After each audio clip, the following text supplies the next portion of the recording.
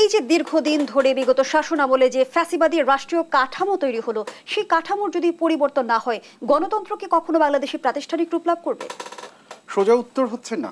আমি এখানে আরেকটু কথা বলি যে আমরা 15-16 বছরের কথা বলছি, খুব ভালো কথা, কিন্তু আমরা আরেকটু পেছনে যাই।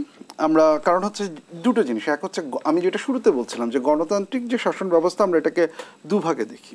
যদি আপনি শুধু নির্বাচন করেন তাহলে সেটা হচ্ছে কি আপনাকে আমরা যেটাকে বলি ইলেকটোরাল ডেমোক্রেসি বা নির্বাচন নির্ভর ডেমোক্রেসি।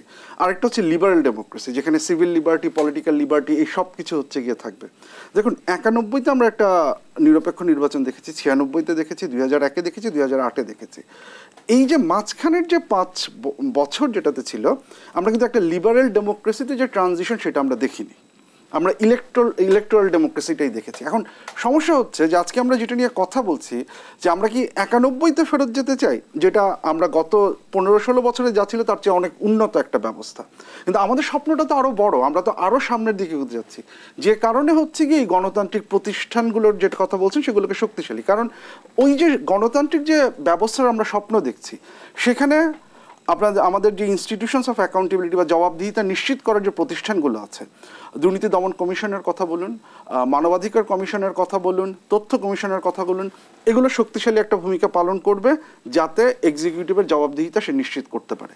আমরা এটা দেখতে চাই যে আমাদের যে সংসদ আছে সেই সংসদ এবং সংসদের যে স্থায়ী কমিটিগুলো আছে তারা যথাযথ ভূমিকা পালন করবে যাতে জবাবদিহিতা নিশ্চিত করা যায়। আমরা এটা দেখতে চাই যে আইন বিভাগ এবং শাসন বিভাগের মধ্যে ক্ষমতার ভারসাম্য থাকবে, শাসন বিভাগকে যেন হচ্ছে কি আইন বিভাগ জবাবদিহিতার মধ্যে রাখতে পারে।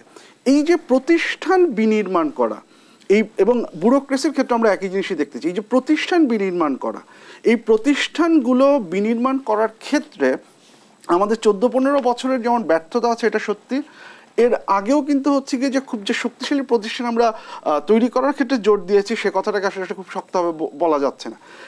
এই কারণেই এবার একটা সুযোগ এসেছে, কারণ এর আগে যতবারই হয়েছে, আপনি 2007-8-এর কথা চিন্তা করুন। 2007-8-এ আমরা যে চেঞ্জগুলো এনেছিলাম, আমাদের তৎকালীন সরকার আমাদেরকে একটা প্রমিস দিয়েছিলেন যে সেগুলো বাস্তবায়িত হবে, আমাদের তথ্য কমিশনের স্বাধীনতা, বিচার বিভাগের স্বাধীনতা। কিন্তু পরবর্তীতে আমরা দেখেছি যে রাজনৈতিক দল তাকে যদি হচ্ছে কি আপনি কন্ট্রোল করতে না পারেন তাহলে কিন্তু হচ্ছে গিয়ে সে তার ইচ্ছা মতো যে কোনো পরিবর্তন আনতে পারে।